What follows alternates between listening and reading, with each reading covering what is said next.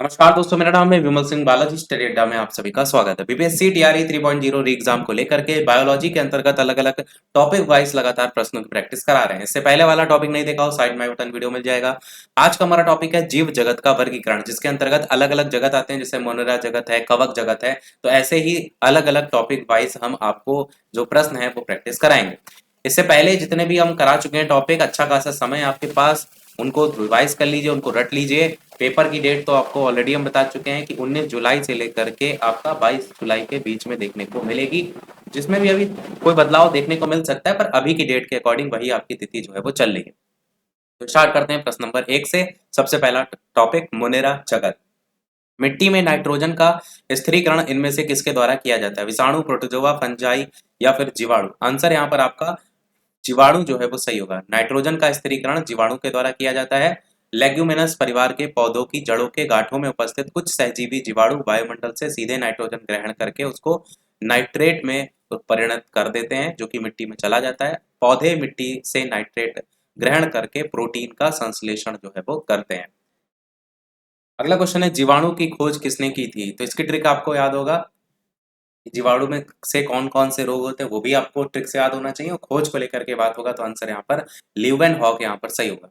जीवाणु या फिर बैक्टीरिया की खोज सबसे पहले 1676 ईस्वी में डच वैज्ञानिक थे एंटोनी वॉन ल्यूवेनहॉक, जिनके द्वारा किया गया था। इन्हें माइक्रोबायोलॉजी का पिता भी कहा जाता है। एंटोनी वॉन ल्यूवेनहॉक ने एक कोशिका वाले प्रोटोजोआ नामक जो जीवाणु है उसकी खोज की थी, जिसे इन्होंने अनिमुक्लस नाम दिया था। बैक्टीरिया की खोज किसने की थी? Leeuwenhoek, Robert Hooke, Robert Koch या लुई पास्चर? आंसर यहाँ पर पहला हो जाएगा, यानी कि ल्यूवेनहॉक, जो कि हम ऑलरेडी ऊपर देख भी चुके हैं। तो इसमें इतना ही है। अगला जो जगत है वो है प्रोटिस्टा जगत, 5 का टॉपिक नंबर 2। तो भोजन करने वाला अंग इनमें से कौन सा होता है? खाद्य रसधानी, संकुचनशील रसधानी या फिर स्यूडोपोडियम, नाभिक? आंसर यहाँ पर सी ऑप्शन, यानी कि स्यूडोपोडियम सही होगा। अमीबा में भोजन अधिग्रहण करने और गति करने वाला यह अंग होता है। अमीबा एकल कोशिका वाला सूक्ष्म जीव है। इसका कोई निश्चित आकार नहीं होता, यह अपना आकार परिवर्तन करता रहता है। अनुकूल इस परिस्थितियों में अमीबा जनन करता है। एकाधिक विखंडन, द्विखंडन, मुकुलन या विखंडन? आंसर यहाँ पर आपका बी, यानी कि द्विखंडन जो है वो सही होगा। अनुकूलन परिस्थितियों में अमीबा द्विखंडन के द्वारा बाइनरी विखंडन अलैंगिक रूप से जनन करता है। प्रतिकूल परिस्थितियों में अमीबा स्वरूलेशन द्वारा अलैंगिक जनन करता है। आंसर द्विखंडन सही हो जाएगा। अगला देखेंगे यहाँ से आपका कवक जगत जगत, 5वें का टॉपिक नंबर 3 का। क्वेश्चन किसी किसी में ज्यादा है, किसी में कम है। तो क्वेश्चन है, लाइकेन में क्लोरोफिल युक्त पार्टनर एक साथ रहते हैं। शैवाल और कवक, कवक बैक्टीरिया, शैवाल वायरस? कौन सा सही होगा? क्वेश्चन देखेंगे तो लेटेस्ट का है। आंसर यहाँ पर शैवाल और कवक जो है बिल्कुल सही होगा। लाइकेन में एक क्लोरोफिल युक्त पार्टनर शैवाल और कवक एक साथ रहते हैं। लाइकेन थैलोफाइटा प्रकार की वनस्पति है, जो कि कवक तथा शैवाल दोनों से मिलकर के बनती है। इसमें कवक तथा शैवालों का संबंध परस्पर सहजीवी जैसा होता है।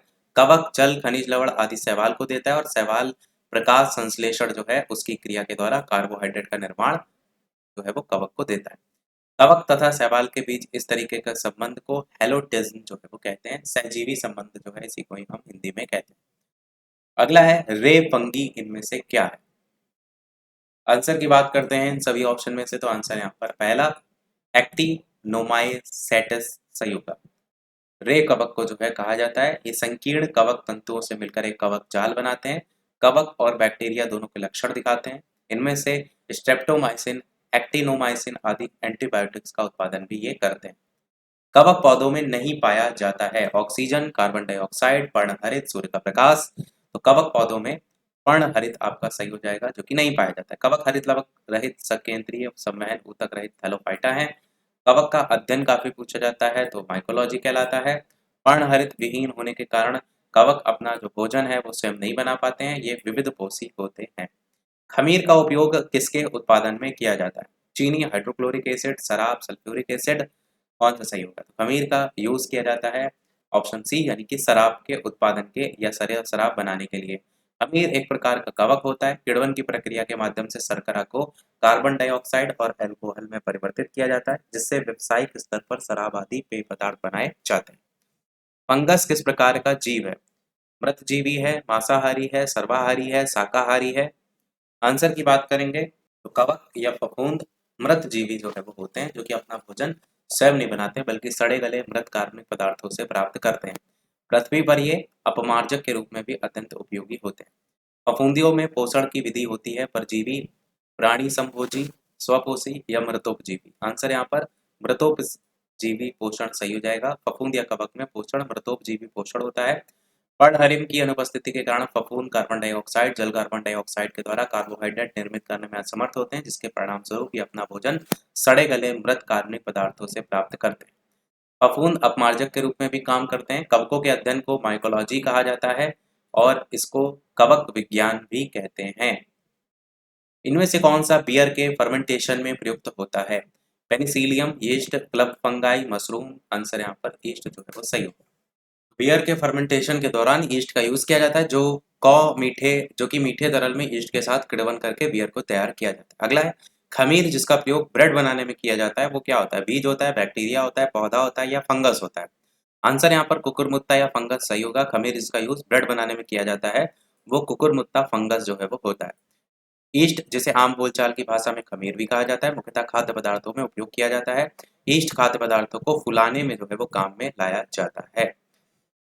सर्वाधिक उपयोग में आने वाला एंटीबायोटिक पेनिसिलिन का उत्पादन किया जाता है एक शैवाल, बैक्टीरिया, फफूंद या कृत्रिम संश्लेषित विधि से।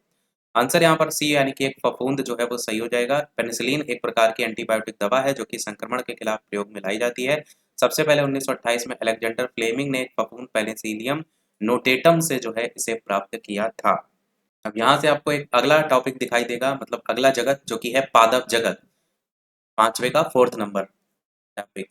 तो पहला है अदरक एक तना है, जड़ नहीं है, क्योंकि एक प्रकाश संश्लेषण की प्रक्रिया करता है, या फिर क्लोरोफिल युक्त है, या फूल पैदा करता है, इसमें नोड और इंटरनोड शामिल है। आंसर यहाँ पर डी हो जाएगा। अदरक एक तना है, जड़ नहीं, क्योंकि इसमें नोड और इंटरनोड शामिल होते हैं। और अदरक का वैज्ञानिक नाम क्या है? जिंगीबेर ऑफिसिनेले। अदरक में एंटीबैक्टीरियल, एंटी इंफ्लेमेटरी, एंटीऑक्सीडेंट वाले औषधि गुण पाए जाते हैं। सर्दी, बुखार, सिरदर्द, अपचयन की समस्याओं में हेल्प करते हैं। अगला है पाइन, फर, स्प्रूस, सेडार, लार्च और साइप्रस आदि मशहूर लकड़ी उत्पादक पौधों में से बहुत से भारत के पहाड़ी क्षेत्रों में भी पाए जाते हैं। तो ये सभी क्या कहलाते हैं? आवृतबीजी, अनावृत, एक बीजपत्री, द्विबीजपत्री। आंसर यहाँ पर अनावृत बीजी सही होगा। अनावृत बीजी या जिम्नोस्पर्म्स के अंतर्गत वे पौधे आते हैं जिनमें नग्न बीज होते हैं, अर्थात बीजांड तथा उनसे विकसित बीज किसी खोल या फल में बंद नहीं होते। इनमें अंडाशय का पूर्ण अभाव होता है, जैसे cycas, Pinus, spruce, seeds, larch आदि। अगला है एजाडा इरेक्टा इंडिका का सामान्य नाम क्या है? नीम, चावल, हल्दी या गेहूं। आंसर यहाँ पर नीम जो है वो सही होगा। बाकी भी यहाँ पर वानस्पतिक नाम है, जैसे सेब की बात करें तो पायरस मेलस, गेहूं की अगर बात करते हैं तो ट्रिटिकम एस्टिवम, सरसों की बात करेंगे तो ब्रेसिका कम्पेस्टरीज, हल्दी की बात करेंगे तो कुरकुमा लौंगा, कपास की बात करेंगे तो कॉस्पियम हर्बेसियम, तुलसी की अगर बात करेंगे तो ऑसिमम टेनुक्लोरम। अगला है प्रश्न अजाडी राक्टा इंडिका इनमें से किसका वैज्ञानिक नाम है? तुलसी, नीम, एलोवेरा, सिल्वर ओक। आंसर यहाँ पर नीम जो है वो सही हो जाएगा। अगला है किस जीव में पौधे और जंतुओं के लक्षण पाए जाते हैं? जीवाणु, मोनेरा, युग्लिना, माइकोप्लाज्मा। कौन सा सही होगा? तो आंसर यहाँ पर सी सही हो जाएगा। युग्लिना पादप और जंतुओं का संयोजक जीव है। ये स्वच्छ जलीय स्रोतों में पाया जाता है। जिस जलीय स्रोत में युग्लिना पाया जाता है उसके ऊपर हरे रंग की परत बन जाती है, क्योंकि इस जीव में पर्णहरिम पाया जाता है। ये जंतु पादपों की भांति प्रकाश संश्लेषण द्वारा अपना भोजन बनाते हैं। युग्लिना स्वपोषी भी होते हैं। अगला है ब्रायोफाइट में होते हैं लिवर बर्ट और फर्न, मांस और फर्न, मांस और लिवर बर्ट। आंसर की बात करेंगे तो मांस और लिवर बर्ट आपका सही होगा। ब्रायोफाइट्स में मांस और लिवर बर्ट होते हैं। ब्रायोफाइट्स छोटे गैर संवहनी पौधे होते हैं। श्रेणी के पादपों को सामान्यतः पादप जगत के उभयचर के रूप में जाना जाता है। इस वर्ग का सबसे बड़ा जो पौधा है वो कौन सा है? डासोनिया। और पादप जगत को 5 समूहों में बांटा गया है। वो कौन-कौन से हैं? थैलोफाइट, ब्रायोफाइट्स, टेरिडोफाइट्स, अनावृतबीजी और आवृतबीजी। अगला हेरोइन उत्पन्न करने वाले पौधे का नाम जो है वो क्या होता है? अफीम या फिर तंबाकू, धतूरा या भांग। आंसर यहाँ पर आपका अफीम पापी सही हो जाएगा। हेरोइन एक मादक पदार्थ है जो कि ओपियम पॉपी नामक पौधे के फूल से प्राप्त लेटेक्स से जो है वो बनता है। एक फूल से 30 ग्राम तक लेटेक्स प्राप्त होता है, जिसे सुखाकर ओपियम बनाया जाता है। ओपियम में 12% एक एल्कलाइड मार्फिन होता है, जिसमें कुछ रसायनों को मिला करके दर्द निवारक दवा और हेरोइन बनाई जाती है। अगला है तंबाकू की पत्तियों से निकलने वाला एल्कलाइड इनमें से कौन सा है? कैफीन, निकोटीन, मार्फिन या एट्रोपिन? आंसर यहाँ पर आपका निकोटीन सही हो जाएगा। तंबाकू की पत्तियों से निकलने वाला एल्कलाइड निकोटीन है। तंबाकू निकोटिया टैबेकम पौधे से प्राप्त एक प्रकार का नशीला पदार्थ है। तंबाकू उत्पादों का प्रयोग करने पर इसमें उपस्थित निकोटीन आसानी से रक्त में अवशोषित हो जाता है। निकोटीन केंद्रीय तंत्रिका तंत्र को उत्सर्जित करता है और रक्तचाप और श्वास गति को बढ़ा देता है, जिससे व्यक्ति शारीरिक आराम और सुख का अनुभव करता है। इससे अधिक सेवन से brain stroke, heart attack, cancer जैसी बीमारियां हो सकती हैं। कैफीन कॉफी में, मार्फिन अफीम में पाई जाती है। एट्रोपिन एंटीकोलाइजेनिक दवाओं की श्रेणी से संबंधित होता है। अगला इनमें से संवहनी पौधा कौन सा है, उसको आपको सेलेक्ट करना है। काई है, लिवरवर्ट है, या फिर आपका आर्नवर्ट है, या फिर आपका फर्न है, कौन सा सही होगा? आंसर की बात करेंगे तो फर्न जो है यहाँ पर सही होगा। फर्न जो है वो आपका एक अपुष्पक पौधा है, जिस इसको जड़, तना, पत्ती में बांटा जा सकता है। ये बीजाणुधानी से बीजाणु उत्पन्न करता है, इसमें नए पौधे की उत्पत्ति होती है। फर्न संवहनी पौधा है। कई बार छांटने को आ जाता है ना संवहनी पौधा कौन सा है। उसके अलावा वास्तव में संवहनी उन पौधों को कहते हैं जिनमें जल और खनिज को भूमि से पादप के विभिन्न अंगों तक ले जाने के लिए अनेक ऊतक जो है वो पाए जाते हैं। अगला क्वेश्चन है मलेरिया की दवा कुनैन इनमें से किससे प्राप्त की जाती है? नीलगिरी, धतूरा, सिनकोना, मेन प्लांट? आंसर यहाँ पर आपका सिनकोना का पौधा सही हो जाएगा। कुनैन मलेरिया, डेंगू आदि रोगों के लिए एक प्रभावी औषधि है जिसे सिनकोना के पौधे से प्राप्त किया जाता है। ये सामान्यतः पश्चिम दक्षिण अमेरिका में पाया जाता है। अगला एस्पिरिन कहाँ से मिलती है? पेट्रोलियम, पृथ्वी, एक पेड़, एसिडों की रासायनिक अभिक्रिया? आंसर यहाँ पर हो जाएगा एस्पिरिन एक दर्द निवारक औषधि है जिसको प्राकृतिक रूप से विलो पेड़ की छाल से प्राप्त किया जाता है। एस्पिरिन का जो रासायनिक नाम है वो एसिटिल सैलिसिलिक एसिड है और इसका यूज किया जाता है बुखार में एंटीपायरेटिक रूप में। इसके अलावा एस्पिरिन को प्रयोगशाला में एसिडों की रासायनिक अभिक्रिया से भी प्राप्त करते हैं। अगला है सबसे लंबा जीवित वृक्ष कौन सा है? यूकेलिप्टिस, सिकोवा, देवदार, पर्णाक? आंसर यहाँ पर सिकोवा यहाँ पर सही हो जाएगा। यूकेलिप्टिस या सफेदा एक लंबा आवृतबीजी वृक्ष है। भूगर्भ जल की अधिक मात्रा अवशोषित करने के कारण पर्यावरण की दृष्टि से इस वृक्ष को आतंकवादी वृक्ष कहा जाता है। यह आतंकवादी वृक्ष वाला क्वेश्चन एक बार आ चुका है। संसार का सबसे लंबा वृक्ष कौन सा है? तो सिकोया है और ये नग्नबीजी पौधा है। देवदार पहाड़ी क्षेत्रों में पाए जाने वाले सबसे लंबे वृक्ष में आता है। अगला है मटर पौधा शाक है, पुष्प है, झाड़ी है, क्या होगा? आंसर की बात करेंगे तो शाक यहाँ पर सही होगा। मटर का पौधा शाक है, ये द्विबीजपत्री पौधा है। इसकी जड़ में गांठें मिलती हैं। आनुवांशिक संबंधी प्रयोग के लिए मेंडल ने मटर के पौधे का चुनाव किया था और मेंडल ने पहले एक जोड़ी विपरीत गुणों को फिर दो जोड़े विपरीत गुणों की वंशानुगति का अध्ययन किया था जिन्हें क्रमशः एक संकरी तथा द्विसंकरी क्रॉस कहते हैं। अब यहाँ से आपका नया चैप्टर स्टार्ट हो रहा है और ये लास्ट चैप्टर होगा जो कि है जंतु जगत। चैप्टर क्या मतलब उसी में जगत में अलग अलग टॉपिक है ना, तो ये लास्ट जगत है जंतु जगत। बढ़ते हैं प्रश्नों की तरफ। यहाँ पर इस चैप्टर में लगभग 25 क्वेश्चन दिए गए हैं। बाकी चैनल पर जो भी नए हो वीडियो लाइक शेयर सब्सक्राइब जरूर करते रहिएगा। इसी प्रकार आगे भी प्रश्नों की प्रैक्टिस करते रहिएगा और लाइक के लिए टारगेट 400 लाइक का है। जल्दी से सभी लोग कंप्लीट कर दीजिएगा पीडीएफ ताकि हम टेलीग्राम चैनल पर भेज पाए। और लाइक जो पहले कंप्लीट हो चुके हैं वो पीडीएफ टेलीग्राम पर भेज चुके हैं, वो आप वहां से डाउनलोड कर लीजिए। पहला प्रश्न देखते हैं जंतु जगत के अंदर लाल रक्त कणिका विहीन जंतु कौन सा? मेढक, केचुआ, सर्प या मोर? आंसर की बात करेंगे तो ऑप्शन बी केचुआ जो है बिल्कुल सही होगा। लाल रक्त कणिका विहीन केचुआ लाल रक्त कणिका विहीन जंतु है। इसका जंतु वैज्ञानिक नाम है पेरिटिमा पॉस्थुमा। ये संघ एनिलिडा समूह का जंतु है। इसमें रक्त का जो परिसंचरण है वो बंद हो रुधिर वाहिनियों के द्वारा होता है। इनमें हीमोग्लोबिन रुधिर कणिकाओं में न होकर के प्लाज्मा में घुल जाता है। इस संघ के कुछ जंतु एकलिंगी और कुछ बहुलिंगी होते हैं।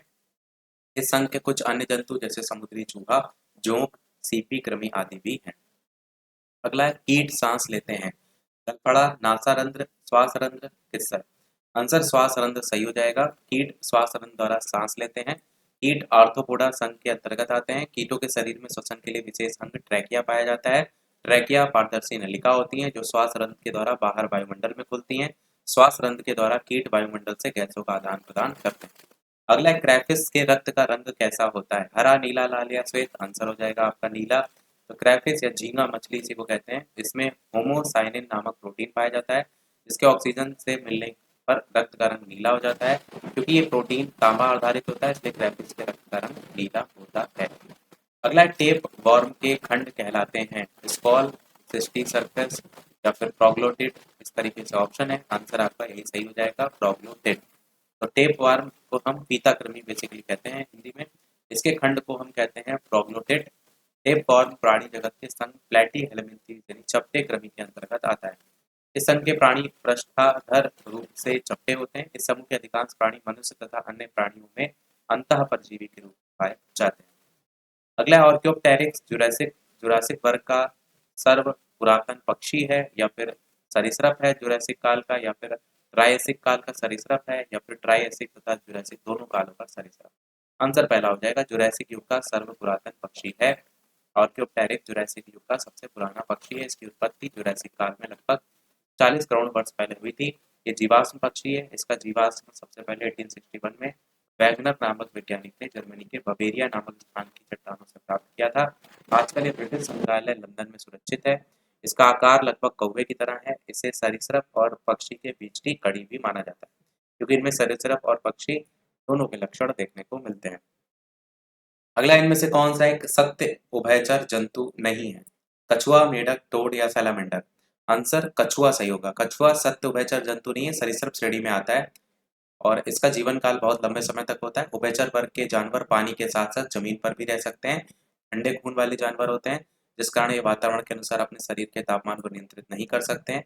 उभयचर का हृदय 3 कक्षीय होता है। उभयचर के उदाहरण में मेढक, टोड, सैलामेंडर ये सब आते हैं। तो कछुआ सरीसृप श्रेणी में आता है। इनमें से किस वर्ग के जंतुओं का सीलोम यानी प्रगुहा रक्त से भरा हुआ होता है? Arthropoda, Annelida, Nematoda, Echinodermata? कौन सा सही होगा? आंसर की बात करते हैं तो आंसर पहला आर्थ्रोपोडा सही हो जाएगा। आर्थ्रोपोडा वर्ग के जंतुओं का प्रगुहा सिलोम रक्त से भरा होता है। आर्थ्रोपोडा वर्ग के जो जंतु हैं उनका शरीर 3 भागों सिर, धड़ और उदर में विभक्त होता है। शरीर जो होता है वो इनका काइटिन नामक बाह्य कंकाल आवरण से ढका होता है और इनका जो रुधिर होता है वो परिवहन तंत्र खुला रहता है।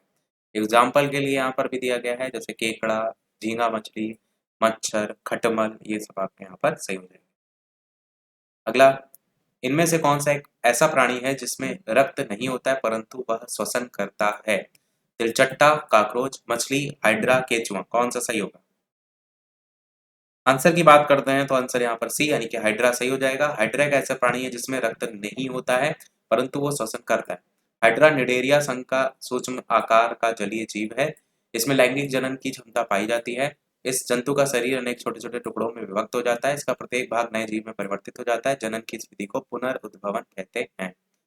अगला है कि पक्षी अपने नाइट्रोजन युक्त बेकार पदार्थों को किस रूप में उत्सर्जित करते हैं? यूरिया, अमोनिया, वसी अम्ल या यूरिक अम्ल? आंसर की बात करेंगे तो आंसर यहाँ पर यूरिक एसिड आपका सही होगा। पक्षी अपने नाइट्रोजन युक्त बेकार पदार्थों को यूरिक अम्ल के रूप में उत्सर्जित करते हैं। यूरिक अम्ल का उत्सर्जन उन प्राणियों के लिए फायदेमंद होता है जिन्हें अपना उत्तरजीविता बनाए रखने के लिए जल का संरक्षण करना पड़ता है। सरीसृप पक्षियों, स्थलीय घोंघा या कीटों में नाइट्रोजनी अपशिष्ट यूरिक अम्ल का उत्सर्जन जल की कम मात्रा के साथ होलिकाओं या पेस्ट के रूप में होता है। अगला क्वेश्चन है कि एक रानी मधुमक्खी किस प्रकार के अंडे देती है? एक प्रकार जिसमें सभी जातियां विकसित होती हैं, या 2 प्रकार या 3 प्रकार या अनिश्चित अंडे मर जाते हैं? इस तरीके से ऑप्शन है। आंसर यहाँ पर बी हो जाएगा, यानी 2 प्रकार, एक से बनते हैं रानी और कार्यकर्ता तथा दूसरे से बनते हैं ड्रोन। लीवर फ्लूक किसके पित्तवाहिनी में रहता है? घोड़ा, गाय, आदमी या भेड़? आंसर भेड़ सही हो जाएगा। लीवर फ्लूक भेड़ की पित्तवाहिनी में रहता है। लीवर फ्लूक परजीवी कीड़े हैं जो पित्त नलिकाओं और संक्रमित जानवरों के यकृत में रहते हैं। लीवर फ्लूक का वैज्ञानिक नाम है फैसियोला हेपेटिका। ये परजीवी मवेशियों और भेड़ों में फैसियोलियाइटिस नामक बीमारी का कारण भी बनते हैं। इनमें से कौन सा स्तनपायी नहीं है? मछली, चमगादड़, व्हेल? आंसर की बात करेंगे तो मछली आपका यहाँ पर सही होगा। व्हेल स्तनपायी नहीं है, ये मत्स्य वर्ग में आती है। मछली की त्वचा जो होती है वो सल्क अथवा प्लेटों से ढकी रहती है तथा ये अपनी मांसल पूंछ का प्रयोग तैरने के लिए करते हैं। इनका जो शरीर होता है वो धारा रेखीय शरीर होता है और इनमें श्वसन क्रिया के लिए क्लोम भी पाए जाते हैं जो जल में विलीन ऑक्सीजन का उपयोग करते हैं। महावर्ग मत्स्य या पिसीज को क्रमशः प्लोकेड मोई जो विलुप्त समूह है, इसके अलावा कांड्री बथीज, उपास्थीमय मत्स्य और वैसे इतने सब नाम जो वर्ग हैं वो नहीं पूछेंगे, तो आप मेन वही याद रखिएगा जो पूछा गया था कि कौन से उसमें आता है स्तनपाई। तो चमगादड़ आता है, व्हेल आता है, ये सब आपके आते हैं। किसी स्तनपायी जीव के हृदय में कितने कोष होते हैं? ये अच्छा क्वेश्चन है। 2, 3, 4 या 5? तो आंसर यहाँ पर 4 सही हो जाएगा। 2 अलिंद होते हैं, 2 निलय होते हैं। कीट जल सतह पर दौड़ने में सक्षम होते हैं क्योंकि कीट तैर सकते हैं, कीटों का भार कम होता है। पृष्ठ तनाव जल सतह को एक लचीली झिल्ली के समान बना देता है। आंसर यहाँ पर सी हो जाएगा, यानी पृष्ठ तनाव जल सतह को एक लचीली झिल्ली के समान बना देता है। कीट जल सतह पर दौड़ने में सक्षम होते हैं क्योंकि पृष्ठ तनाव के कारण जल की सतह एक लचीली झिल्ली के समान हो जाती है। अगला है जुगनू क्या है? पक्षी, स्तनधारी, कीट या पौधा? तो जुगनू आपका कीट होता है। जुगनू कीट का उदाहरण है। कीट आर्थ्रोपोडा संघ का एक प्रमुख वर्ग है जिसमें लगभग 10 लाख से अधिक प्रजातियों का नामकरण हो चुका है, जबकि कुल अनुमानित संख्या लगभग 3 करोड़ है। अगले सबसे छोटा जीव जो स्वयं विकसित और प्रजनन करने में समर्थ है वो क्या है? विषाणु, जीवाणु, माइकोप्लाज्मा या बैक्टीरियोफेज? आंसर यहाँ पर माइकोप्लाज्मा सही हो जाएगा। अलैंगिक कोशिका संलयन तथा अलैंगिक जनन प्रजनन करते हैं। ये ऐसे जीवधारी होते हैं जिनमें कोशिका भित्ति नहीं पाई जाती है। ये ऑक्सीजन की अनुपस्थिति में भी जीवित रह सकते हैं और ये सबसे सूक्ष्म सजीव होते हैं। मधुमक्खी कॉलोनी के सदस्य एक दूसरे को किस प्रकार पहचानते हैं? गंध से, दृष्टि से, नर्तन से, स्पर्श से? आंसर गंध यहाँ पर सही हो जाएगा। मधुमक्खी कॉलोनी के सदस्य एक दूसरे को गंध से पहचानते हैं और इसकी रक्षा के दौरान एक दूसरे को खोजने और आसानी से पहचानने के लिए फेरोमोन्स का उपयोग जो है ये करते हैं। प्रत्येक छत्ते की अपनी अनूठी गंध होती है जिसमें मधुमक्खियां अपने परिवार के सदस्यों की पहचान कर पाती हैं।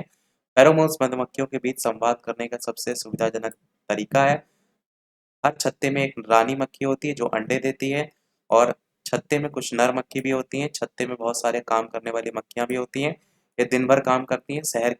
शहद के लिए फूलों का रस भी ढूंढती हैं। जब किसी मक्खी को रस मिल जाता है तो वो एक तरीके का नाच करती हैं जिससे दूसरे मक्खियों को पता चल जाता है कि रस कहाँ है। तो रस को लेकर के जो पहचानती है वो नृत्य है।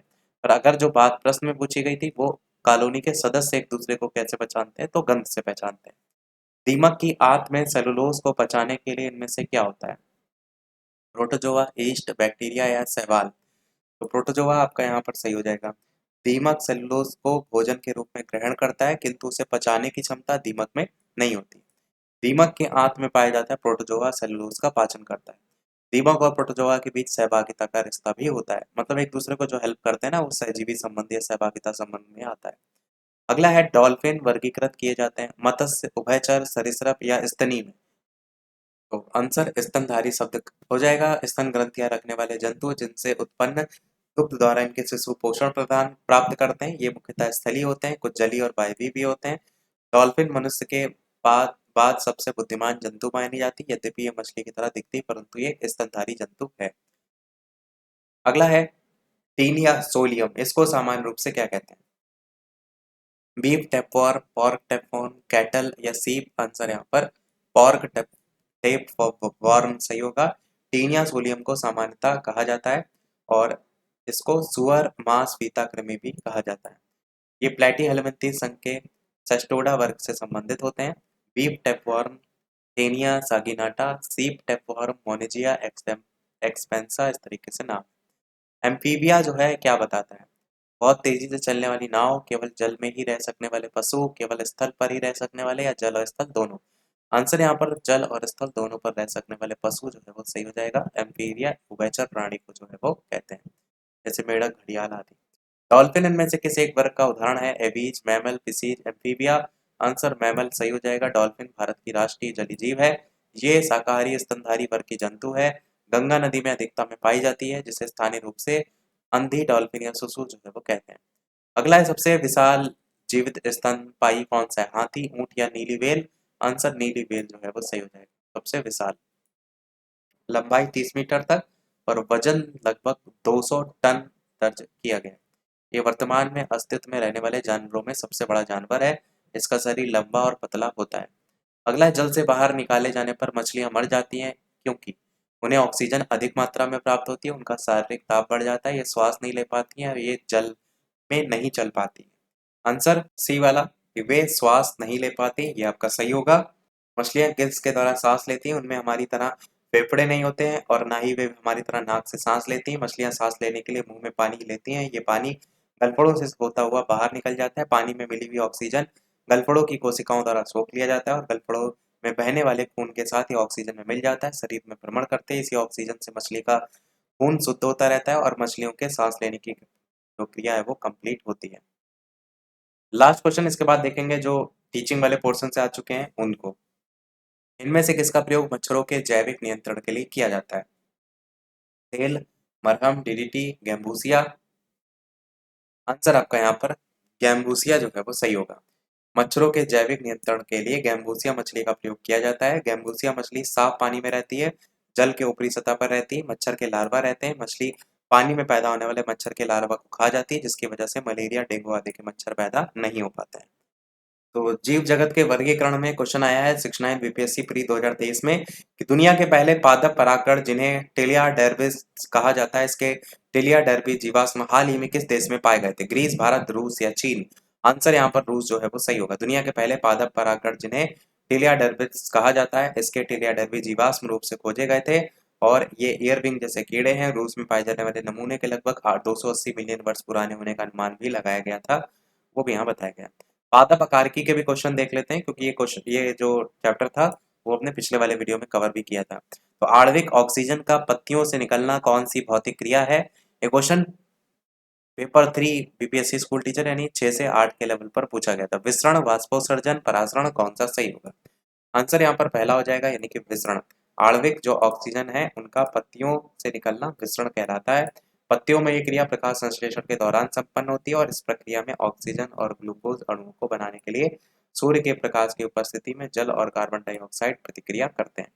अगला है, लीची का खाद्य भाग क्या कहलाता है? एरिल, थैलेमस या बीज कोड? अच्छा क्वेश्चन है, ये भी क्वेश्चन देखेंगे तो बीपीएससी स्कूल टीचर में आया हुआ है परंतु 6 से 8 के लेवल पे पूछा गया है।